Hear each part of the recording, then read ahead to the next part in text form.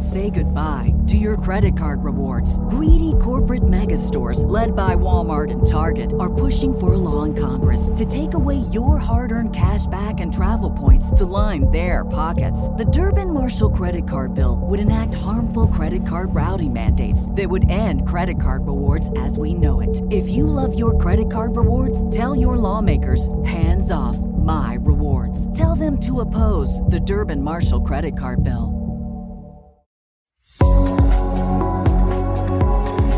The Tea Biz podcast delivers tea news that you need to know.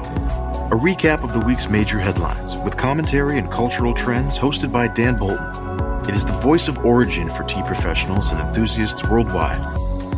Tea nourishes and inspires.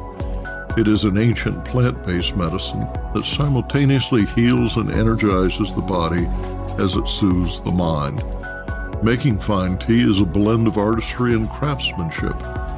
The $200 billion tea trade is fundamentally local, yet exerts global influence, employing millions to enhance the well-being of all.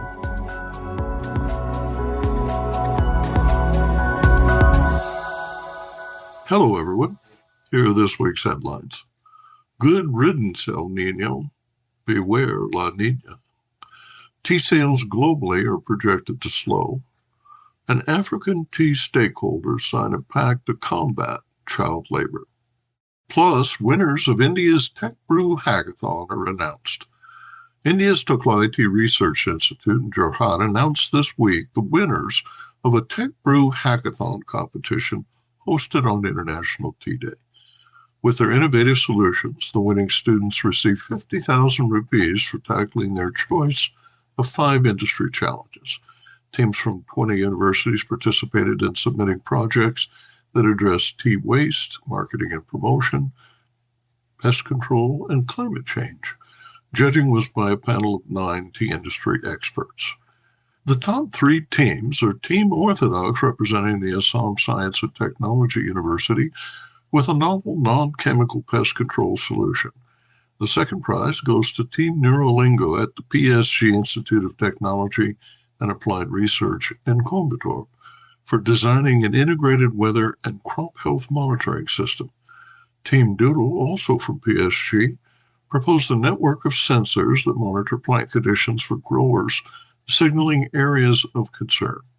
A resource website with a chatbot informed by machine learning AI will assess their concerns and suggest remedies. Hear the winning project described by Team Orthodox members later in the program. More in a minute, but first, this important message. What makes a perfect cup of Ceylon tea? The perfect cup is from the tea businesses that ensure the protection of all the children living within their tea estates. We salute Kailani Valley, Telawakili, Bogawanthalawa, Harana, and Elliptia tea estates. Support Save the Children, Sri Lanka. The El Niño weather oscillation in the Pacific Ocean, known as ENSO, is rapidly ending as the cooler La Niña pattern begins, but that will not necessarily bring relief to tea-growing regions worldwide. The 3 most impacted regional tea hotspots are in Africa, India, and China, and all 3 report a continuation of the year-long stretch of record-high temperatures.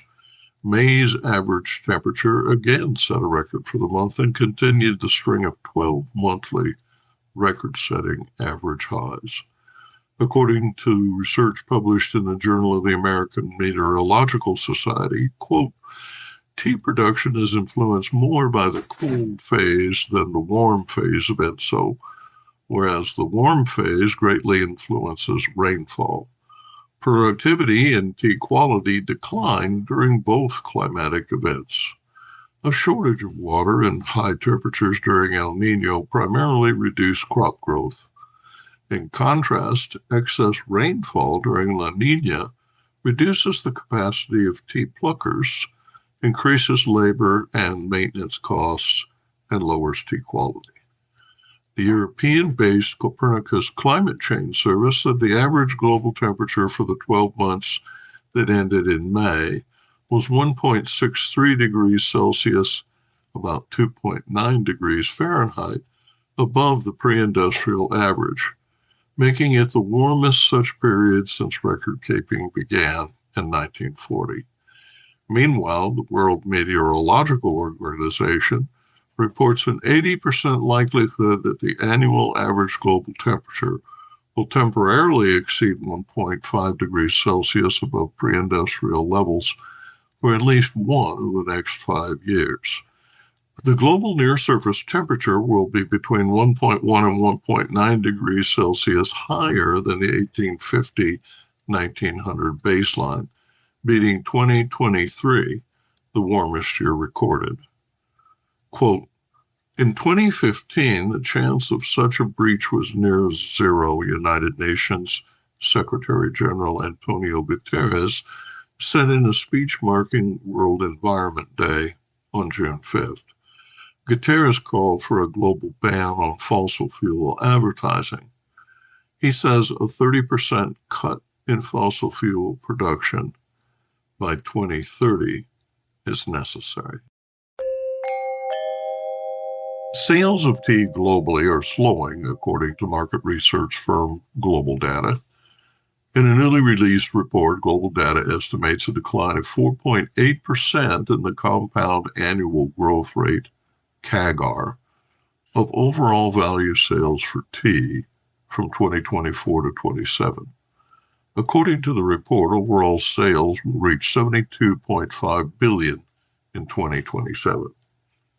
Tea sales surged during the pandemic in its aftermath, rising to a 7.8% CAGR between 2021 and 2024. The 60-year average growth rate for tea is estimated at 2% per year. Global Data compiled statistics from 13 major tea markets in the report. These include the US, the UK, China, India, Germany, Sweden, Brazil, Argentina, Australia, Singapore, South Africa, and the UAE.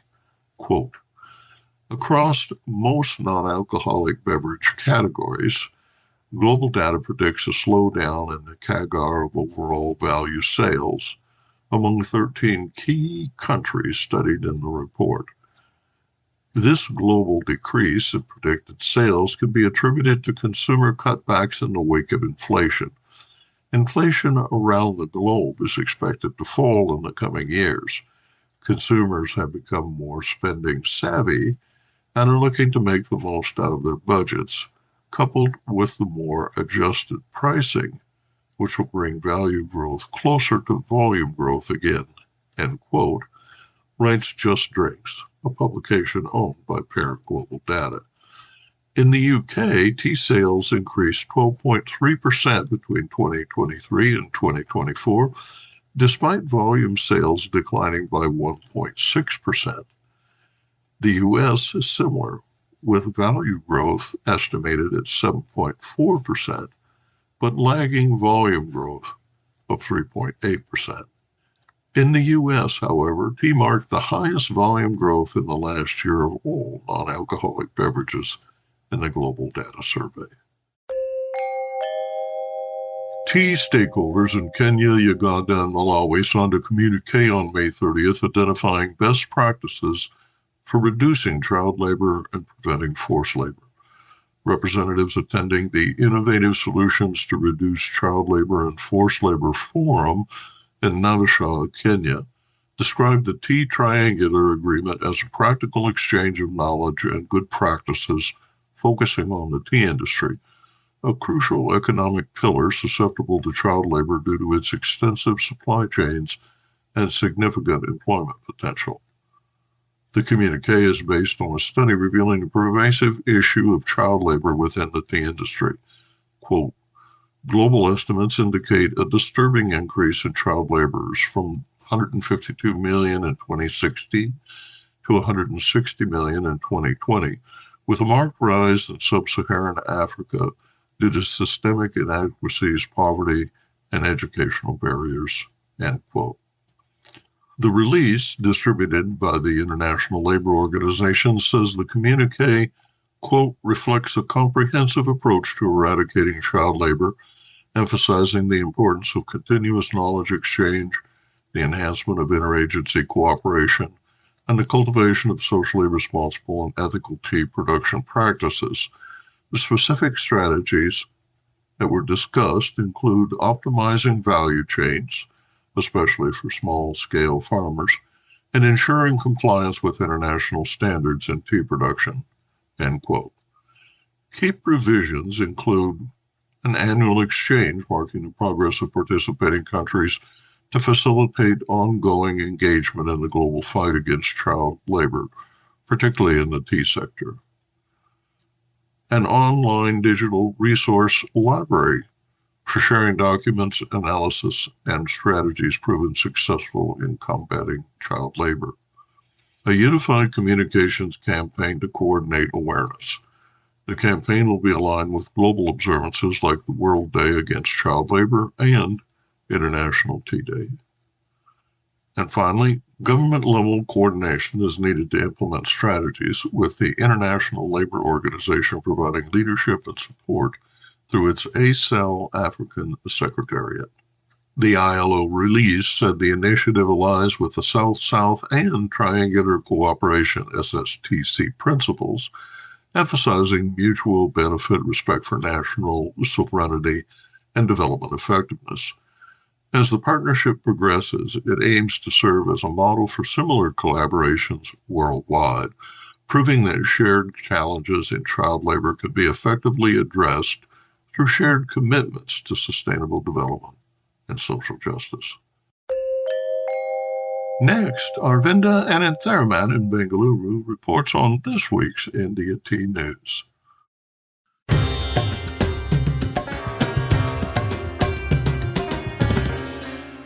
India Tea News for the week ending June 7th, 2024. The big news this week from Indian tea is that Iran, one of India's big markets for tea, has suddenly halted imports of tea and rice from India.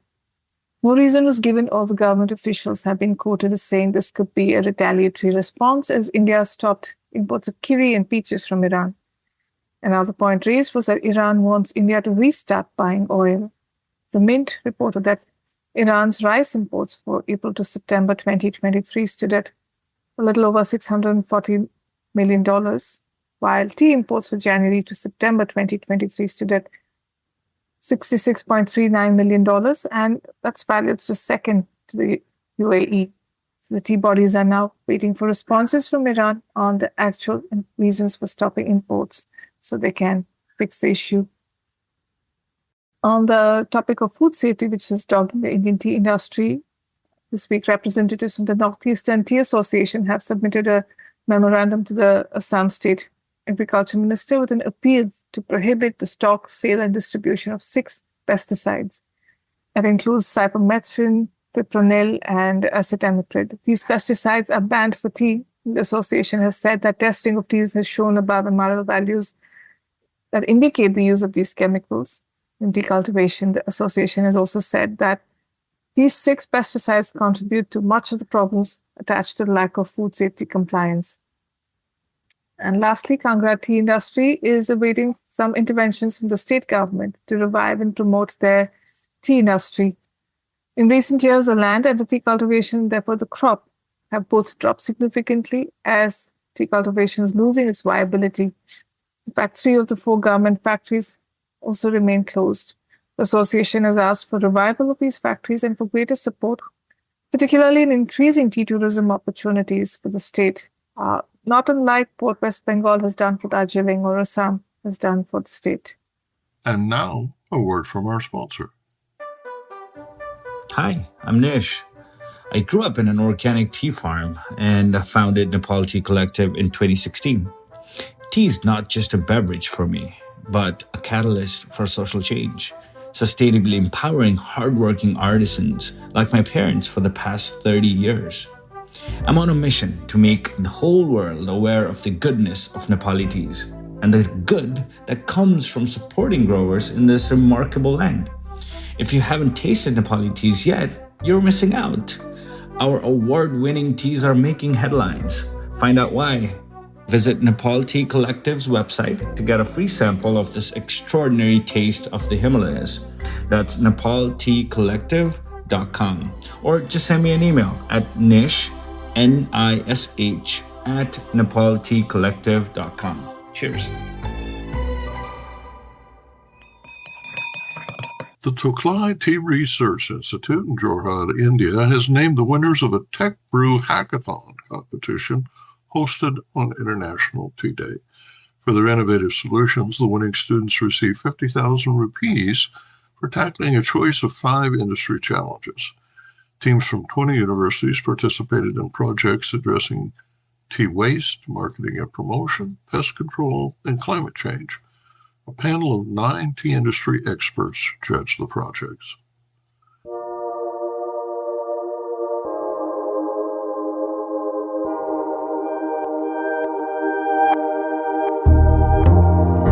Two engineering students attending Assam Science and Technology University are the winners of the Tech Brew Hackathon sponsored by the Tocklai Tea Research Institute. The students designed a drone-mounted hyperspectral imaging eye that roams tea gardens searching for indications of pest infestations. Suspended below the drone is a smoke chamber that delivers natural fumigants that pests avoid. Fumigating crops with low-hanging smoke is an ancient, effective, and non-chemical method of driving pests away. In this segment, winning team leader Pragyan and Deka narrates how his modern spectro-smoke generator heats ferns and grass with electrically controlled nichrome wire, producing a downward-driven column of smoke that rises to the underside of leaves and drives away pests like the tea mosquito, one of several insects that have reduced yields in India by an estimated 147 million kilos a year. Hello, myself Panjin Durman. I am pursuing mechanical engineering from Jorhat Institute of Science and Technology. Myself Pragyan Deka. I'm an engineering undergraduate from Jorhat Institute of Science and Technology. And the problem statement that we have chosen is problem statement number 3, which is non-chemical approach to pest management. In tea cultivation, pests like mosquito, caterpillar, and thrive poses a significant threat to the delicate tea. Now, in order to defend that, in earlier time, smoke or fumes created from burning meat or vegetable fern or other weed plant. Now, it was an effective solution, but now it is replaced with chemical pesticides like chemical pesticides. Now, our choice of convenience, what our old tradition, has left us with soil degradation and bad quality. Technology is mainly the evolution of our old. That is what we will try to do in our IPI from team also now. Now the solution is to predict as well as prevent pest infestation. Now for the prediction part, we will be using hyperspectral technologies that will monitor the pest area in the plant. For the prevention part, we will be using drones with smoke generating technology. The fumes created by plants like neem, vegetable ferns, and some other weed plants can effectively repel mosquitoes. The abundantly available plants can be collected, shredded, and compressed inside a heating container. The container, heated by a nichrome wire element, emits heat when current passes through it, hence producing the necessary fumes. The wires for the heating element will connect to the battery, and this will heat the electricity. Typically, the temperature of the heating element will be around 100 to 150 degrees Celsius. This will be more than enough to light the pest plants inside the box. Now it will not light the plants on fire because there will be insufficient oxygen. Because as you can see, there are not many holes. We have made the box in such a way that there will be insufficient oxygen supply. It is why smoke will be created, and these smokes will be propelled downwards by the downward thrust of the drone, and this will help the smoke to be dissipated all around the field. So this is the first prototype. As you can see, the smoke generator is mounted below, and the drone is equipped with a flight controller as well as a GPS module. Now in our next version, the drone will be mounted with a hyperspectral camera, as well as some other sensors that will help it drive autonomously. This version has a max payload capacity of around 2 kg. The drone will be equipped with various sensors like IR sensor and LiDAR for obstacle avoidance. And the GPS combined with the flight controller software will give it fully autonomous abilities. Our solution involves in 2 stages. In the first stage, we will use drones that are equipped with hyperspectral cameras, and the drones will automatically cover the plantation area using our algorithm. Next, the spectral data that is collected will be analyzed by machine learning models, and the spectral signatures of the crops can be used to predict pest infestation.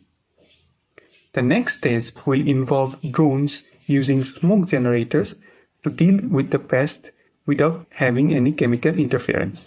There's a huge commercialization potential of our project because according to TRA, crop loss due to pest infestation is around 147 million kgs per year, and in revenue it is around rupees 2,800 crores per year.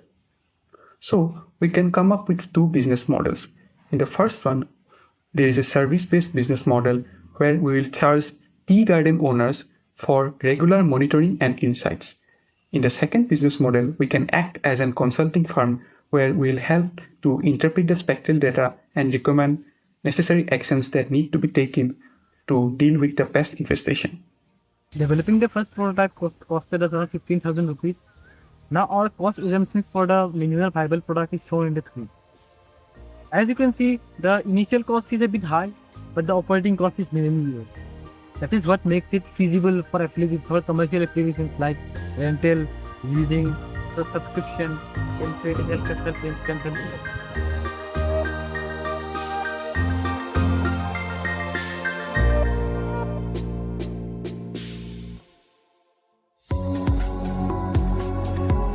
Intrigued by what you heard in today's podcast? Would you like to learn more from our global network of T-Biz journalists and tea experts? Remember to visit the T-Biz website for more comprehensive coverage. That's www.t-biz.com.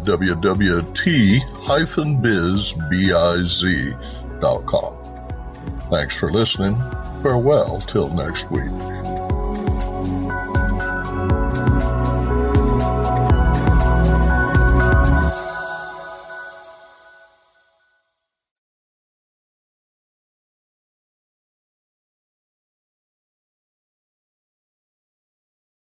Produced by Adavita Studios. Connect your voice to the world.